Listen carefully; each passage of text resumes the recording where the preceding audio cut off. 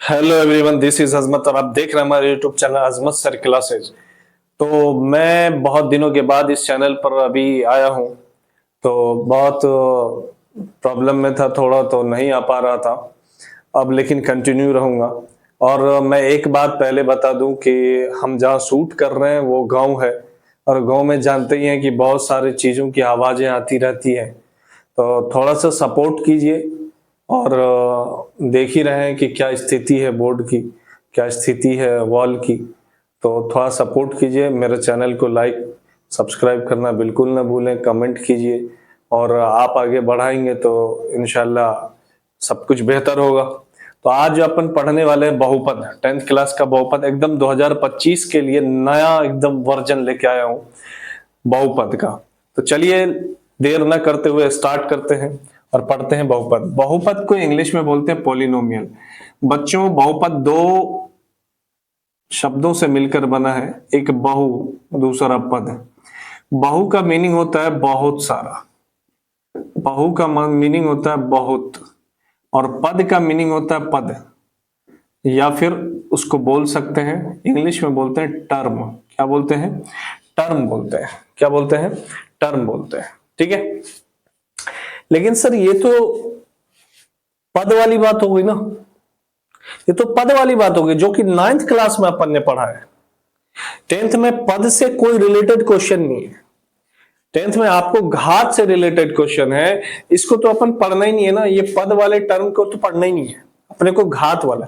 तो सर घात में क्या परिभाषा है बहुपद का? घात में अपन परिभाषा पढ़ेंगे तो जिस बीजीय व्यंजक का, जिस बीजीय व्यंजक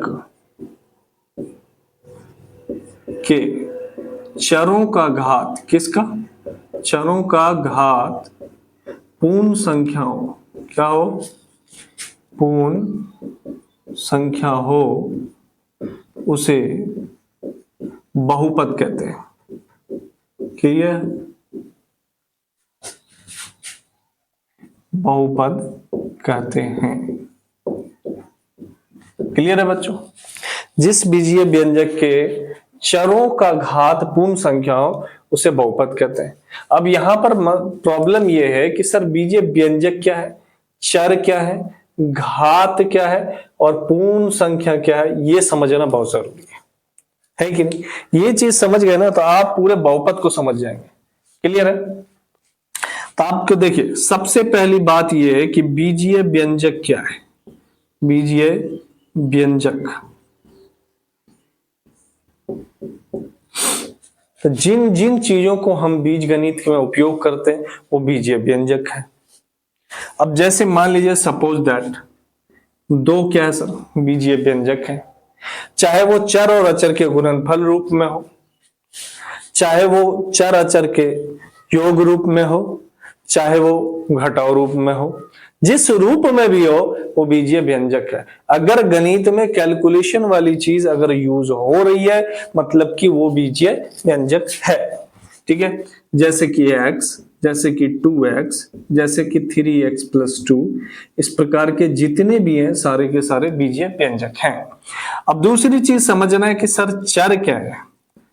तो मैं अगर कहूं कि जिसका मान बदलता रहता हो, गिरगिट की तरह रंग बदलता हो, हा, गिरगिट की तरह जो हो वही चर है। मतलब ए से लेकर जेड तक, ABCDEFGHIJKLMNOPQRSTUVWXYZ, मतलब ए से लेकर जेड तक सभी के सभी क्या हैं? चर हैं, ए से लेकर जेड तक। क्लियर है? उसके बाद बच्चों क्या होता है कि इनका मान फिक्स नहीं होता। ज्यादातर कॉमनली हम यूज करते हैं, ए को यूज करते हैं, एक्स को यूज करते हैं, वाई को यूज करते हैं, जेड को यूज करते हैं, उसके बाद पी को यूज करते हैं, क्यू को यूज करते हैं। ये सारी कॉमन है चर संख्या, कॉमन चर संख्या, इसको चर संख्या बोलते हैं। क्लियर है? उसके बाद घात क्या होता है? घात तो यदि किसी भी चर संख्या पर कोई टोपी लगाओ, मतलब टोपी अपने देहात भाषा में टोपी कह सकते हैं। यदि किसी भी चर संख्या के ऊपर में कोई संख्या लिखी हो, कोई अंक लिखी हो, तो उसे घात कहते हैं। क्या कहते हैं उसको? घात कहते हैं। दिस इज घात। इसी को इंग्लिश में कहते हैं पावर। क्या बोलते हैं? पावर बोलते हैं। ठीक है। अब तीसरी बात क्या है सर? वो है पूर्ण संख्या। क्या है? पूर्ण संख्या। पूर्ण संख्या क्या है सर? सब जानते हैं पूर्ण संख्या क्या है। प्राकृत संख्या में शून्य शामिल कर देने पर पूर्ण संख्या कहलाती है। वे संख्याएं जो पूर्ण हो, पूरी हो। अब जैसे कि मान लीजिए 0, 1, 2, 3, 4, 5, इसी तरह इनफाइनाइट नंबर होंगे जो पूर्ण संख्या है।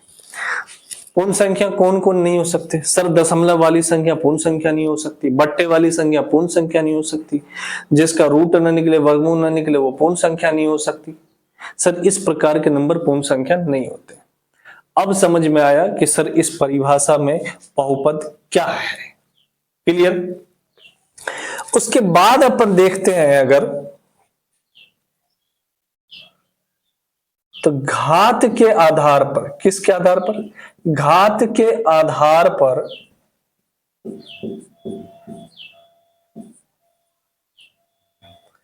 बहुपद। घात के आधार पर बहुपद। तो घात के आधार पर बहुपद तीन प्रकार के हैं। पहला एक घातीय। क्या है? एक घातीय या रैखिक बहुपद कह सकते हैं। क्या कह सकते हैं? रैखिक बहुपद। दूसरा क्या है? द्विघातीय। क्वेश्चन आते हैं, यहां से क्वेश्चन आते हैं ऑब्जेक्टिव में। द्विघातीय बहुपद। तीसरा क्या है? त्रिघातीय बहुपद।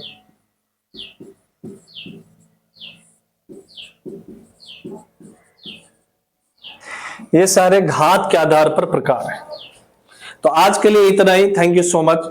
आप प्यार दें, आप लाइक कमेंट शेयर करना बिल्कुल ना भूलें। और देखिए हालात को, देखिए समझ गए। Thank you so much. Good bye.